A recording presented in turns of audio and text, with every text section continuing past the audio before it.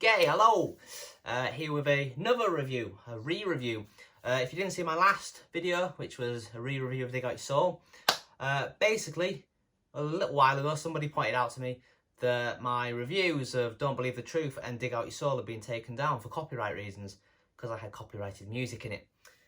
I managed to get the Don't Believe the Truth one back, but I couldn't get the Dig Out Your Soul one back, so I thought, stuff it, let's just redo them. So I'm going to eventually be re-reviewing Be Here Now, Shoulder of Giants, Heath and Chemistry. I'm doing Don't Believe the Truth now, and Dig Out Your Soul is done, which was the last video. Because obviously I was having problems with those old videos with copyright music, it means I'm not doing the album background how I normally would do it, because I don't want to get my videos, any more of them, copyright striked and my channel potentially taken off me by fat men in tight suits from the music industry. So I'm just going to be talking. If you see my Dig Out Your Soul video, you know what's going to happen. It's the same thing here. So yeah, anyway, once again we're on with Oasis. I don't know if we're necessarily going to work backwards once again. We might do that, I don't know, but we are at the minute with this one, Don't Believe the Truth, from 2005. Yeah, there's the front cover, that's the back cover. The gatefold is of the band. Great picture of the band, love it, bloody love that. Again, Don't Believe the Truth, and then you have all the lyrics and who wrote what song and where it was recorded as well, which is very interesting to have. So I will put that on there like so. I also have this, which is the lead single off the album, 7-inch Lila, and its B-side, Eyeball Tickler. Yeah, great tune, Lila. Get to that in a minute. And then I have the second single off the album, Importance of Being Idle, and its B-side, Pass Me Down the Wine. Yeah, I love that artwork with the guitar and all the stuff written on it. Pleasure is our business, and most trouble in the world seems to come from people who are too busy, and stuff like that. The third single was Let There Be Love, which I do actually have on 10-inch vinyl, but I can't find it. I'd have to get all my records out to find it. It's in there somewhere, but yeah. Anyway, you know, this is a 16-year-old album, so if you haven't seen the Let There Be Love vinyl by now, then I'm sorry, you're not seeing it here. But you've had 16 years, and it won't be going anywhere. Anyway, I shall read you some background about this album. This album was released on the 30th of May 2005. Although I believe it actually leaked early. In the start of May, like May 3rd or something, it leaked. Which was a shame, but its proper release date was May 30th, 2005. It was produced by Dave Sardy and Noel. Dave would go on to produce the following album, Dig Out Your Soul, as well as work with Noel on his early High Flying Birds work, so his first High Flying Birds album. And the recording sessions for this album were quite long and drawn out, and yeah, they kept sort of having to restart. So in January 2004, Alan White quit the band, who had been with them since Morning Glory. And after Noel and Liam was, by that point, the longest serving member, third longest serving in total. And he quit, he'd had enough, so they were left without a drummer. So they got Zach Starkey in, who, his dad's a famous drummer in some Scouts beat group or something. But yeah, Zach Starkey, he wasn't made an official member on this, he was just a sort of a glorified session musician, really. And he would also be on the tour to support this album. But yeah, Zach plays drums on this album. The very original sessions for this album were produced by Deaf in Vegas, but the band weren't happy with, not necessarily the work Deaf in Vegas had done, but the songs that they'd written, that the band had written. As Noel, using his usual sense of humour, said it was effectively Deaf in Vegas trying to polish a turd. So they went off and started again, effectively, and rewrote a lot of new songs. But Deaf in Vegas weren't able to produce them when they had these new songs because they were busy. So that's how Dave Sardy got involved instead. As I said, there's 3 singles off this album: Lila, Importance of Being Idle, and Let There Be Love. Apologies for the cough. It's a cold. Well, it's not a cold, it's the after stages of a cold. Has anyone else got a cough that won't go away at the minute? Everyone I know seems to have a cough. Anyway, critics felt this album was a bit of a comeback for the band and was their best since Morning Glory. They had been in a bit of a funny place with critics. They hadn't liked Be Here Now, they hadn't liked Standing on the Shoulder Giants, and they hadn't liked Heath and Chemistry. So to have them back on side of this album was, I suppose, a step in the right direction if you care about that. And I think one of the big aspects that helped this album is it is a band album. It is an Oasis. It's not like a Noel Gallagher album, as all the other ones up to this point had really been. Well, not Heath and Chemistry, but all the earlier ones, obviously. Noel still wrote the main songs on the album. The 3 singles all came from Noel, but it was much more of a balanced album. I think of the 11 tracks, hang on, 1, 2, 3, 4, hang on, 1, 2, 3, 4, only 5 of the 11 tracks are written by Noel. And unlike the following album, Dig Out Your Soul, I didn't say this in my review and I wish I had now. The way it's structured, that album, is funny because it's like the first half of it is entirely Noel, or the first maybe 3/4 of it, and then the rest of it after that, it's like the rest of the band's songs are just tagged on at the end, with the exception of I'm Out of Time. This album isn't like that. It's much more interweaving. It's like you'll have, it's not necessarily all Noel songs are grouped together and then the rest of the bands are grouped together after that. They're more all over the place. You'll have a Noel song and then maybe a Gem song, then a Noel song and a Liam song, followed by an Andy Bell song. Which again gives it a more bandy feel, like they're more pulling together and working together, as opposed to Noel just sitting there telling them what to do. So yeah, that's what's quite nice about this album. And Noel has said that this is the best latter-day Oasis album. So he's actually said of the 7 Oasis albums, only 3 of them are any good. And those 3 are Definitely Maybe, Morning Glory, and Don't Believe the Truth. That's Noel's opinion. Personally, I think Dig Out Your Soul is better than this album. Just my opinion. But yeah, that's Noel's thoughts on it. And he also wanted Mucky Fingers to be a single, and not just a single, the lead single, which would have been interesting because it would have been the first time the lead single wasn't sung by Liam. But that didn't happen. The record company wanted Lila instead, which Noel reluctantly agreed to, and was probably the right decision because Lila is a great tune. And the album debuted at #1 in the UK. It was this is their 6th album, so it was the 6th time that it happened that their album just went straight in at #1. And yeah, it sold pretty well as well. Anyway, I'm going to dive into the track-by-track review now. That'll be interesting, won't it? It opens with Turn Up the Sun.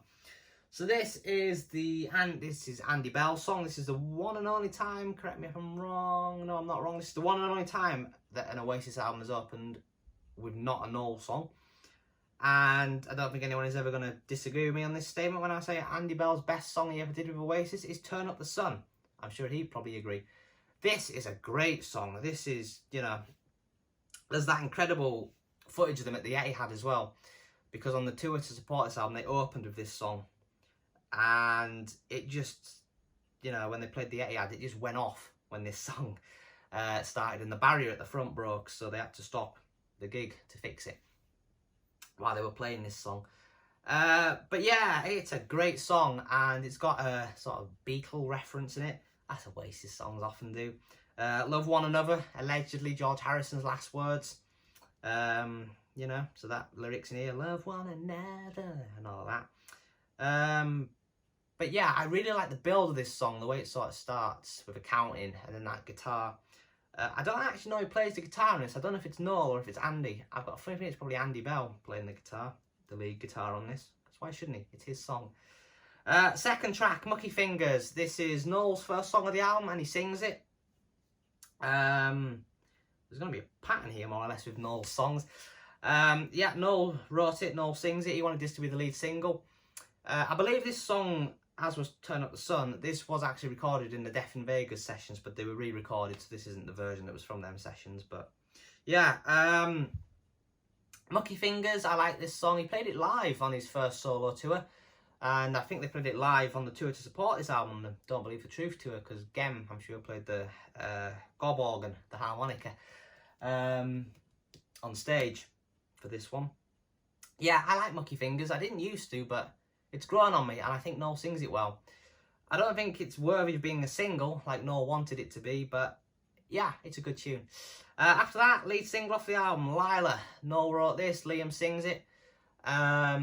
yeah, what's there to say? This is a great song. It's a classic, really. It's probably, yeah, it's probably one of their all-time best songs, this, Lila. Liam doesn't do it live all that often anymore. He does do it occasionally. Like, he's maybe done it, well, actually, no, I said occasionally.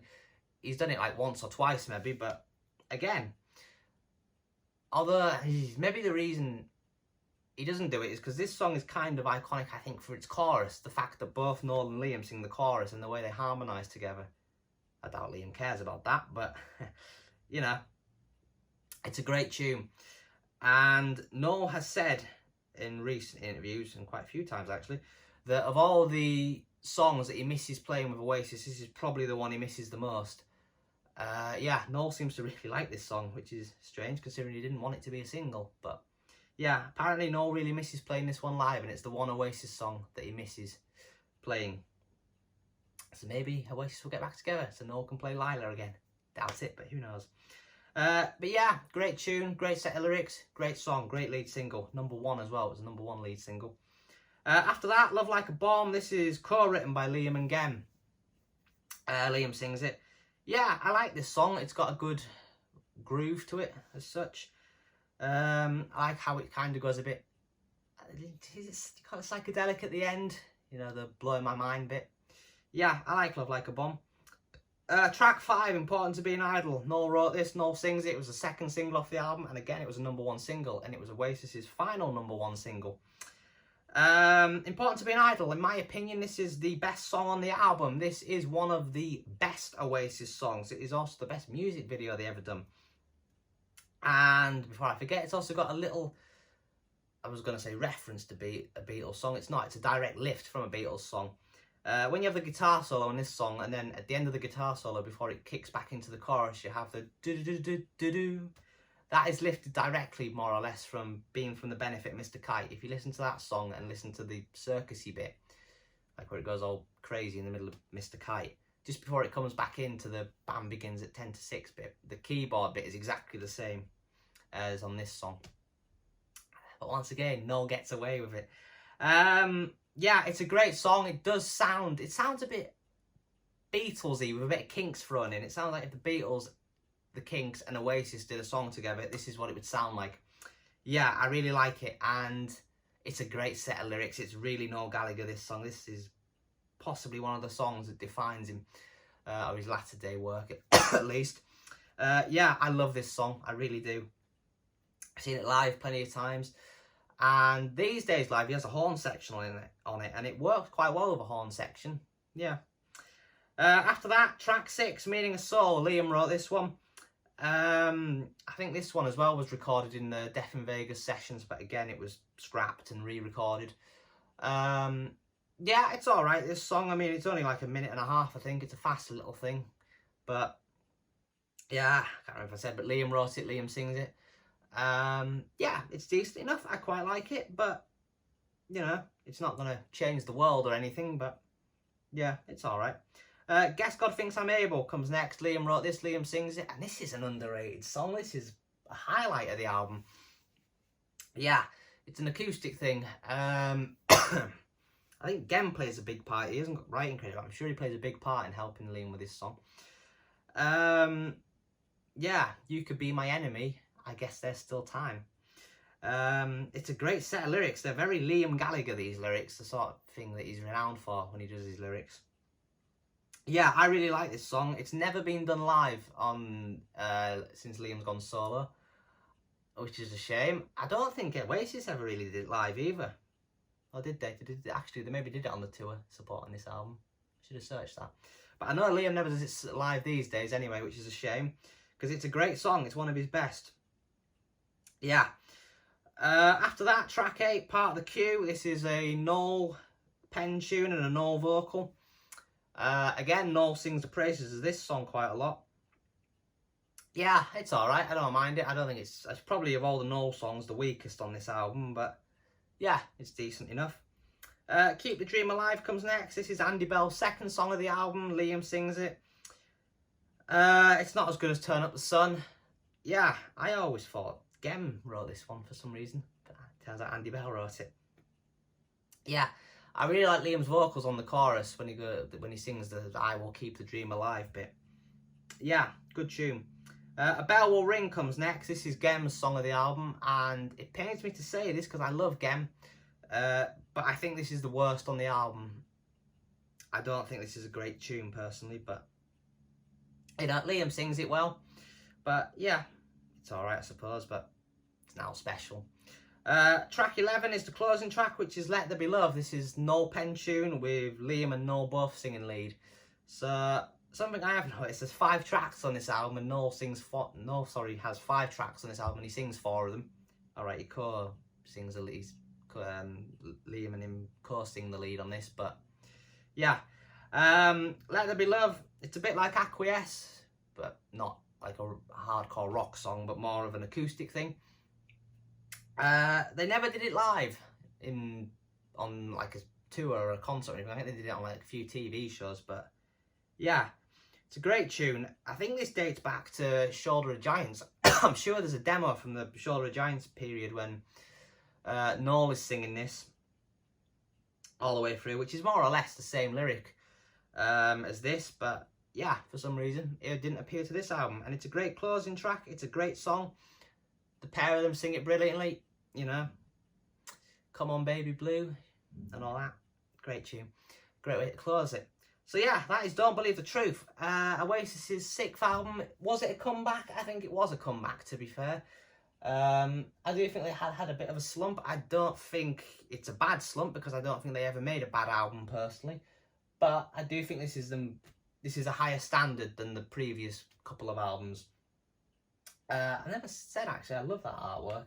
Yeah, it's very working class Northern England looking that. I love the name of it, Don't Believe the Truth, because I'm sure someone said to Liam at the time, that's not grammarly correct. Or they maybe said it to Noel. They said it to one of them anyway, but that's not grammarly correct. And I think whichever one of them it was said back to whoever it was, I don't give a fuck. Which is a great attitude to have, innit? But yeah, there is a couple of tunes that were released as B-sides that spring to mind that I want to talk about. One of them is, well, I don't know if it was a B-side. Yeah, it was. It was a B-side to Lila, but it was only on the 10-inch version of it, which was Won't Let You Down. Yeah, that is a great tune. Liam wrote that one, I think, if I remember right. Yeah, I'm sure Liam wrote it. Or did Liam and Gemco write it? Anyway, it's a great tune. If you've never heard Won't Let You Down, give it a listen. It's a classic. It's a great tune. It's a great little B-side. And then the B-side to Importance of Being Idle, Pass Me Down the Wine. Again, that's a Liam tune. That is a really good song. Yeah, I really like Pass Me Down the Wine. Possibly should have gone on this album in place of A Bell Will Ring, which it would have meant. Well, no, I suppose Gemco wrote Love Like a Bomb, but yeah, maybe it should have gone on this album, Pass Me Down the Wine, but it didn't. Anyway, that is Don't Believe the Truth. That is my re-review of that. Great album. Yeah, possibly if I had to rank my Oasis albums, this would be in 4th place for me personally. But yeah, thank you very much for watching, and I will see you soon. Goodbye.